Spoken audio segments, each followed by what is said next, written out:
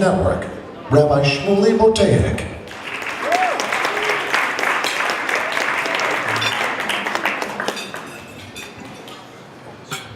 You call that applause? Let's try that one more time.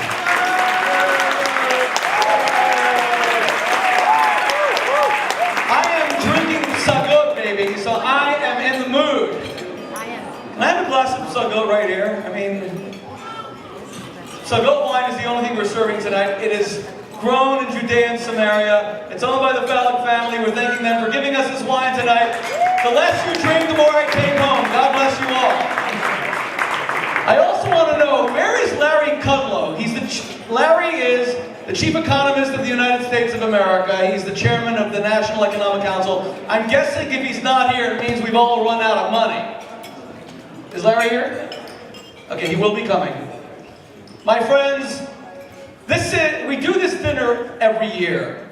It's a celebration of those who most promote universal and global Jewish values. And values are about the only thing that still unite us in a fractious nation. I want to be clear that it is not my intention to be very verbose this evening. I'm going to keep my remarks right now to a very sharp 90 minutes.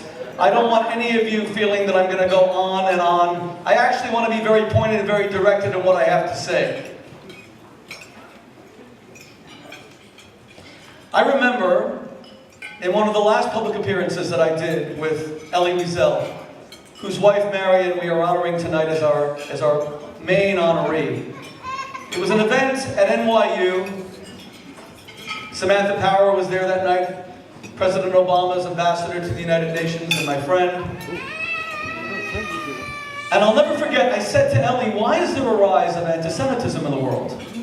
And Elie Wiesel was the most respected man on earth. The man who President Obama would later call the conscience of the world. And Elie said in front of 1,000 NYU students, Shmuley, you know what the Talmud says. Halacha, shesona esav Yaakov. It's an axiom of nature that the nations of the world harbor animus to the Jewish people. I said, Elie, you have spent your entire life impacting on the non-Jewish world. You are the great Jewish light to the nations. Your books are read in every high school. When we hosted you at Oxford beginning 30 years ago, you were a bigger draw than any subsequent mega celebrity we hosted, including 6 Israeli prime ministers, American presidents, and secretaries of state. Students would hang from the rafters of the ceiling because they had read you, you had moved them. How could you possibly believe that there's an animus toward us from the nations of the world? He said, the Talmud says, halacha b'yadua. It's an undeniable axiom. And I challenged him again in front of 1,000 students. Elie, it cannot be that anti-Semitism is a law of nature. It cannot be that it's a part of the makeup of the human DNA. I can't accept it. And then he said to me, Shmuley, it need not be among all. Only among some, and we can change it. My friends, those words were uttered 4 years ago. When I became a rabbi, and I've just commemorated the 30th anniversary of my being a rabbi, I became a rabbi at the tender age of 22 years old. I never expected to be a Hebrew warrior. I never desired to be some fighter for Israel. I was going to be a teacher of the Jewish faith. I wanted to focus on books like Kosher Sex and Holy Matrimony and 10 Conversations You Need to Have with Your Children, which I launched on Oprah's show, and Lighting Up the Family with Fire, which I also launched on Oprah's show, or doing the TV show that I used to host for David Zaslav's TLC. It's such an honor to have you here tonight, David. God bless you. David just announced Discovery, by the way. David is the chairman of Discovery Communications. They are airing on the 1st of May, I believe, Israel's Holocaust Remembrance Day. A new documentary about the Holocaust was all over the news today. We're so proud of you. You're an amazing Jewish light to the nation. God bless you. That's what I wanted to do with my life. I didn't want to argue with people and fight with people. Elisha Wiesel is my witness that I am a man of peace. Elisha, correct? I always come in peace. Kumbaya, that's me. But my friends, what is this resurgence of global anti-Semitism. I'm walking with my wife into the Orsay Museum in Paris, the most famous modern art museum in the world, and the woman says to her, please, just to be safe in the museum, will you tuck in your Magen David? In the Orsay Museum in Paris? I'm walking with my sons, Mendy, David Chaim, Yosef, in Nice, the night that France won the quarterfinals of the World Cup this past summer. And a woman stops her car and runs over to us. She says, my name is Dahan, that was her last name, I'm from Paris. I'm a Jewish woman on vacation here on the Riviera. And she has tears streaming down her cheeks. She says, I'm begging you, tell your sons to put away their kippot. I don't want them to get beaten up. And my son said, we'll get beat up. We're not putting them away. This is who we are. And then I arrive in Berlin to go straight to the Wannsee House, where on July 20th, 1942, Reinhard Heydrich convened the Wannsee Conference, where they systematically, over caviar and fine Cuban cigars, planned the genocide of 6 million Jews in a 2-hour meeting whose minutes we have till today. And an Israeli security guard comes to me at Tegel Airport and he says to me, Rabbi, please get your sons to take off their kippot. They will be beaten up here. Mind you, we never did, and we never would. But I will not live in that world. I will fight against that world. Not because we Jews are better than anyone. We're not. But we are no worse than anyone either. I will battle for the integrity, the righteousness, the majesty of the state of Israel. I will battle for a country that is the only democracy in the Middle East. I will fight for a country that is the only country that upholds women's rights and the right to protest government and LGBT rights and the rights of Muslims and Jews and Christians and atheists and agnostics. Look at the vilification of the Prime Minister of Israel, Netanyahu, from the Israeli media to understand how free Israel is. Would it that my Palestinian brothers and sisters could have the same freedoms? Every single day I read the Twitter feed of America's chief Middle East negotiator, Jason Greenblatt. And every day he courageously points out the human rights abuses of Hamas, a bloodthirsty death cult that pulverizes their own people. And on the day that President Trump courageously moved the American embassy to Jerusalem, and it was one of the great honors of my life to be there, as tears streamed down my cheeks, and sadly, conflicts broke out on the Gaza border. We would later find out that of the 50 people who died that day, 42 were Hamas terrorist operatives. And we all said, Hamas is a greater threat to their own people than they are to Israel. Look at what Hamas did to innocent, peaceful Palestinian protesters last week as they mowed them down in the streets for simply asking for their rights. We took out this ad. It won the equivalent of Academy Award. So John Voight has an Academy Award. We want something very similar, John. So it's not like you have anything over me. You understand that? Like you and I are on the same plane. This won the Academy Award for advertising. This is Rennick Remley, good friend of ours. This is about just how a gay man, whatever you feel about homosexuality religiously, can walk around Jerusalem, Tel Aviv, and he has nothing to fear. Can you imagine if our Arab brothers and sisters had that same right? This one.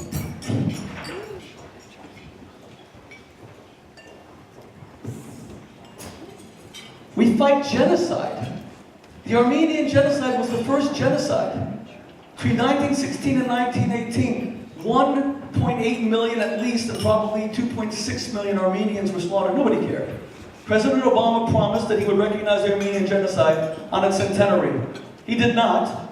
This wasn't an attack against President Obama. I criticized Israel at the time for not recognizing the Armenian genocide. I have spent my life fighting for and defending Israel. But I will even criticize the Jewish state for kowtowing to a tyrant in Istanbul in order to have good relations with Turkey. We don't recognize the Armenian genocide. And Erdogan is an idealist, an anti-Semite to his core, who will never change. We must recognize the innocents, Jewish or not, who were slaughtered and murdered. I was honored to be chosen by President Paul Kagame of Rwanda to deliver the 20th anniversary commemoration in Kigali, in Rwanda, for the Rwandan genocide, in the presence of Ban Ki-moon, the Secretary General of the UN. And the 25th anniversary of the Rwandan genocide is next week. Do you know what the UN did while 330 Africans were slaughtered every single hour? Nothing. Zero. Do you know what the United States did? The United States couldn't spend $57,000. That was the cost of a single missile to stop the Rwandan genocide. It was all being broadcast from the RTML antenna. They wouldn't even pay for that. We have a responsibility, as God says, to Cain after he murders Abel. The blood of your brother cries out from the earth. My friends, that is the purpose of the Jewish nation. Lo tirtzach, teach the world the Ten Commandments. Even if it means you'll be hated for it. Because the Ten Commandments are given on Mount Sinai, which means mountain of hatred. Sinai. The Jews' anti-Semitism derives from our responsibility to be the conscience of the world, as President Obama called Elie Wiesel. When you teach the world, don't commit adultery, respect women. You can't have work environments where women are abused, mistreated, or objectified as sexual objects. Judaism was the first to preach that. You can't have human rights abuses. You can't have countries where dictators slaughter and brutalize their people. Did you think we were going to be popular for propagating that message? Did you think anyone was going to like us? I'm going to finish here. See this man? In 2015, he was chosen by the UN to lead an investigation of the UN of Israel, the Human Rights Commission, to obliterate Israel's good name for defending themselves against the kind of rockets that are falling in Israeli heads even as we speak. We took out this ad. You know what we found? The man chosen by the UN had been paid honorariums by the government of Iran. He had led academic conferences for Ahmadinejad, who threatened a second Holocaust almost every day. Jason, you and I were in Warsaw, and I want to welcome the Warsaw Consul General who's here this evening. I want to thank the Polish government, Polish Consul General. Warsaw's the capital. I want to thank the Polish government. With some of the tensions that exist between the Jewish communities and the Polish government, we will never forget that Poland hosted this incredible conference in Warsaw that I attended. Jason, of course, was there as one of the heads of the American Peace Delegation. What an amazing thing. This guy was taking money. We advertised against him. The commission never happened. You're going to condemn Israel for defending its citizens while Hamas aids and abets honor killings? An 18-year-old Palestinian girl will have a boyfriend and she's put to death because her brother or her cousin is told to defend the family honor? This is this past Sunday. You know why we took out this ad that made such a huge, huge impact? Full page, page A7, full color, Washington Post. Rashida Tlaib has been attacking me since this came out. James Zogby's been attacking me. You know why this was so impactful? There were hundreds of op-eds that were written against Ilhan Omar's anti-Semitism. And I should also mention that I want to thank our Democratic brothers and sisters, our Republican brothers and sisters, all the condemnation that was issued from Nancy Pelosi, and from Steny Hoyer, and from Mitch McConnell, and from Kevin McCarthy, across the board, let alone the President of the United States, President Trump, who condemned these remarks as well. But I want to be absolutely clear. You know why this was so impactful? Because when I said to my son Mendy, people like David Sterling, who's one of our major co-hosts this evening, called me and said, her anti-Semitism is a bit too much. And David, thank you for everything you do for the Jewish people. You're a true hero of the Jewish people.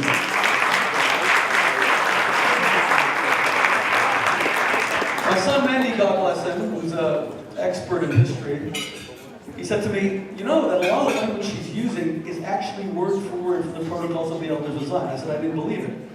We actually showed in her speeches that they come from the most anti-Semitic text of all, that predated Israel by 50 years. This has nothing to do with Israel. So her base went crazy about this ad. Now let me make one final point. Do you think I take any pleasure in fighting with a proud Islamic woman who wears an Islamic headscarf in Congress? I could not be more proud of her affirmation of her Muslim faith. Wouldn't the Jews were as proud of their faith as Ilhan Omar is of her Islamic faith? Wouldn't the Jews wore kippot and wore stars of David? I believe in identity. When I was the rabbi at Oxford, together with my friend Ambassador Ron Gerber of Israel, who would have been here tonight, and has been most of our... Ron used to bring his closest friends, who were all Islamic students at Oxford. I just have an issue with an Islamic woman who has an obsession of hatred with the Jewish people. You were elected to Congress a month ago. What is your obsession with the Jewish people? For God's sake, what did we do to you? It's not right. It's an affront to Islam. When my son just got bar mitzvah, I took him on the way to Israel, an incredible mitzvah that we did at Psagot. And the Phallics are our dearest friends, and God bless everything the Phallics do for the Jewish people. We're truly grateful on every level. You can applaud for that as well. I took my son to the Iberian Peninsula. I took him to Cordoba. I took him to Granada. I took him to Madrid. I wanted him to see the place where Jews and Muslims lived in harmony for hundreds of years. I took him where my Maimonides was born. Jews and Muslims are brothers. Jews and Christians are brothers. Never allow Ilan Omar or Rashida Tlaib or anyone else to pull us apart. Let us jointly condemn terrorism. I was in New Zealand in the capital of Wellington the day before 50 innocent Muslims were murdered at prayer. And if that's not evil, then the word has no meaning. Let us join together to create a world based on values. And let me conclude by saying that I personally want to thank, given there are representatives that are here tonight from the administration, especially Jason, I want to thank this administration for its stalwart, unconditional support for the State of Israel, for recognizing the Golan Heights, for recognizing Jerusalem, for fighting for Israel at the UN, and most of all, for taking us out of a deal that would have rewarded the world's foremost sponsor of terror with $150 billion while they slaughtered people and threatened a genocide of the Jewish people. May every Muslim life be infinitely valued. May every Christian life be infinitely valued. Every atheist life, every agnostic life, every Protestant life, every Catholic life. That is our job here on earth, and that is the mission of the World Values Network. God bless you all. Thank you very much. Dinner is over.